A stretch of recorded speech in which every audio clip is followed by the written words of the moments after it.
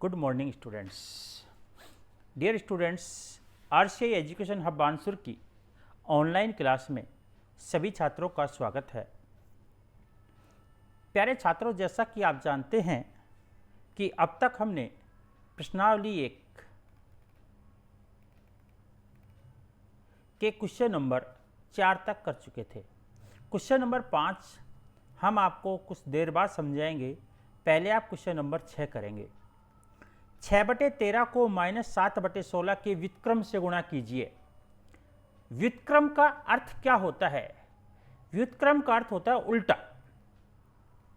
-7/16 का जो व्युत्क्रम होता है वो क्या होता है? 16/-7। आप देखिए सवाल को हल। 6/13 गुणा -7/16 का व्युत्क्रम। यहां -7/16 का व्युत्क्रम होता है 16/7। ये माइनस है तो माइनस का चिन्ह लग जाएगा, चिन्ह नहीं बदलेगा, केवल अंश और हर परिवर्तन हो जाएंगे। अंश का हर और हर का अंश हो जाता है। इसलिए क्या हो गया? 6/13 गुणा माइनस के 16/7। अब ये संख्या अगर कुछ कट जाती है तो काट देते हैं, नहीं कटती है तो छोड़ देते हैं। तो 16 को 6 से गुणा करेंगे, 16 छक्की 96, 13 को 7 से, 13 7 91। क्या किया? अंश को अंश से, हर को हर से गुणा किया, यानी कि -96/91 आंसर हुआ। ये हमारा क्वेश्चन नंबर 6। अब हम क्वेश्चन नंबर 8 पढ़ेंगे। बड़ा सिंपल सा सवाल है। देखिए कि क्या है? नहीं, 8/9 -1 सही 1/8 का गुणात्मक प्रतिलोम नहीं है। अब आपको यह होना चाहिए गुणात्मक प्रतिलोम कब कहलाता है? यदि किन्हीं भी दो संख्याओं का गुणनफल अगर 1 प्राप्त हो तो वे संख्याएं एक दूसरे की गुणात्मक प्रतिलोम कहलाती हैं। जैसे अब हम क्या करेंगे? 8/9 और -1 सही 1/8 का दोनों को गुणा करेंगे। 8/9 गुणा -1 सही 1/8। अब 1 सही 1/8 को हमने क्या किया? इस मिश्र भिन्न को हमने साधारण भिन्न में बदला। सही मिटेंगे इसकी। 8 एकम 8 1 9/8। 8 से 8 कट गया, 9 से 9 कट गया, -1। लेकिन क्या ये +1 के बराबर है? बिल्कुल नहीं है। मैंने आपको पहले बताया था यदि दो संख्याओं का गुणनफल 1 प्राप्त हो तो वो गुणात्मक प्रतिलोम कहलाते हैं। अतः हम कह सकते हैं, क्या कह सकते हैं कि नहीं, 8/9 -1 सही 1/8 का गुणात्मक प्रतिलोम नहीं है। क्यों नहीं है? क्योंकि इनका गुणनफल -1 प्राप्त होता है, जबकि गुणनफल कितना प्राप्त होना चाहिए? +1। अब हम कुछ परिभाषाएं, कुछ नियम के बारे में अध्ययन करेंगे। देखिए, सबसे पहले बात करते हैं गुणात्मक तत्समक क्या होता है। यदि किसी भी परिमेय संख्याओं को 1 से गुणा करते हैं तो गुणनफल वही परिमेय संख्या प्राप्त होती है। अर्थात एक परिमेय संख्या के लिए गुणात्मक तत्समक वही संख्या होती है। यानी कहने का मतलब क्या समझे कि 1 से गुणा करें तो वही संख्या प्राप्त होती है। यानी 1 गुणा a या a गुणा a किसके प्राप्त हुआ? a। यहां पर a क्या है? एक परिमेय संख्या है। दूसरा जो नियम पढ़ेंगे, क्रम विनिमय गुणधर्म। अब ये क्रम विनिमय गुणधर्म क्या होता है इसके बारे में भी थोड़ा सा अध्ययन कर लेते हैं।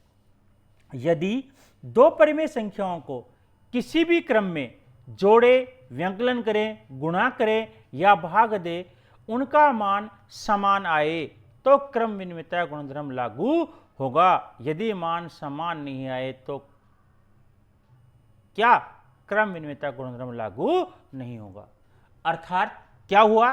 क्या समझाया गया यहां पर कि कोई भी दो संख्याएं समान संख्याएं लें। जैसे कि हमने एक संख्या ली a + b। अब a + b को b + a से जोड़ें,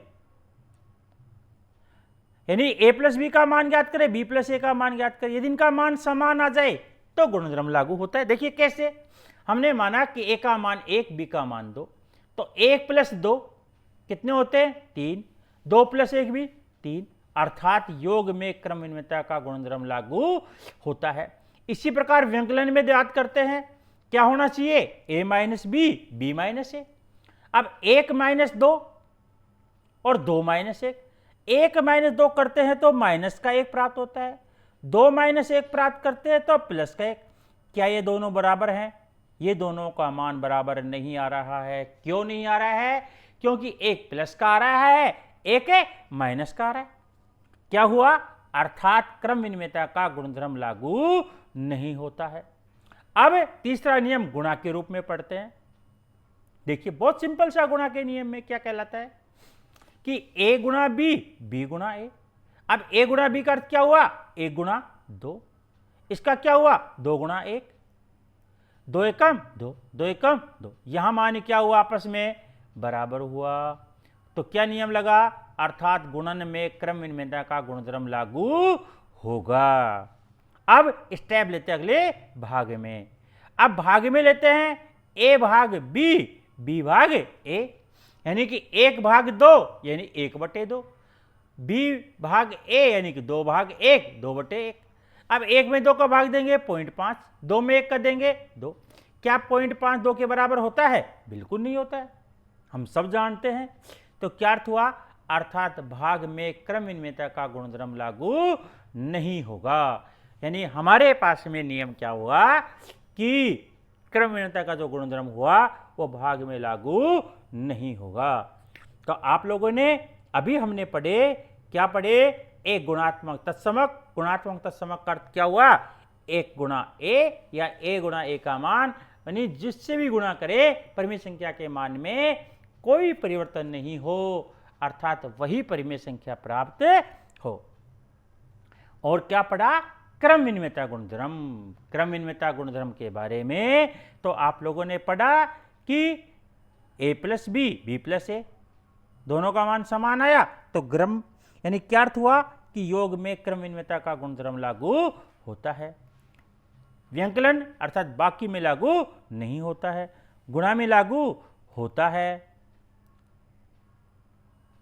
और भाग में लागू नहीं होता है। तो अब हमने ये पढ़े, तो इसी के आधार पर कुछ एग्जाम्पल हम समझने की कोशिश करते हैं। कहा गया है कि निम्नलिखित प्रत्येक में गुणन के अंतर्गत उपयोग में किए गए गुणधर्म का नाम लिखिए। अब इसका नाम लिखना है। देखिए क्या कहता है, -4/5 गुणा 1। अब देखिए बराबर 1 गुणा -4/5। अब इन दोनों को हल करते हैं तो क्या अर्थ हुआ? इसको भी करेंगे तो -4/5, इसको भी -4/5। मैंने आपको ये बताया था कि किसी भी संख्या को 1 से गुणा करें तो कौन सा नियम लगता है? गुणात्मक तत्समक। इसके बारे में हमने अभी पढ़ा था, आप लोगों ने देखा था, ये गुणात्मक तत्समक नियम रहा। देख लिया ना चित्र? तो यही तो हुआ।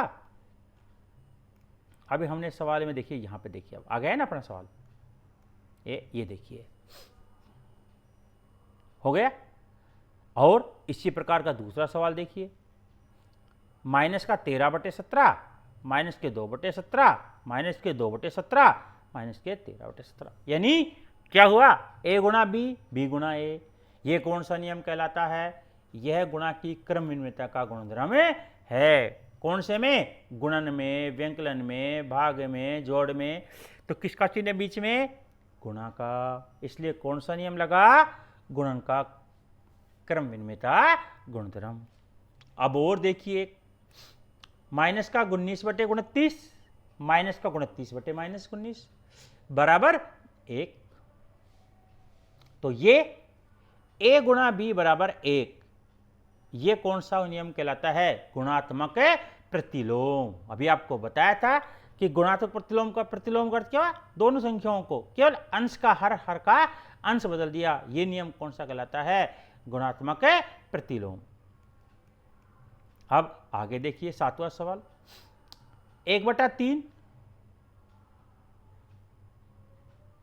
गुणा 6 गुणा 4/3 बराबर 1/3 गुणा 6, 4/3। ये तीन संख्याओं में आ गया a, b और c, यानी a गुणा b गुणा c, a गुणा b गुणा c। ये क्या हुआ? ये कौन सा नियम कहलाता है? सहचारिता का नियम। अब इसको हम किसके आधार पर करेंगे? सहचारिता के नियम से अभिकलन करते हैं, यानी हल